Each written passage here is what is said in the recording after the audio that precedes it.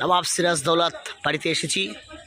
তার বাড়িটা কত সুন্দরময় জিনিস, ঘুরে দেখতে গেলে অনেক সময় লাগবে। আপনারা দেখুন,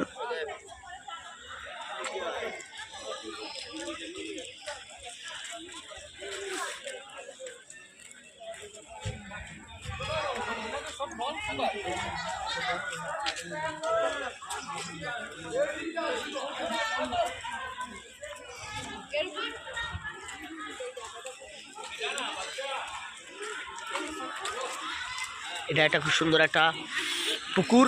রাজা বাদশারা রানীরা যেখানে সব কিছু করতেন, তাদের খাওয়ার জায়গা।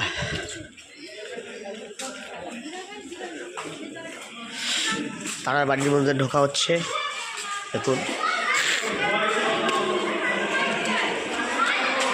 এই ঢুকছি আমরা।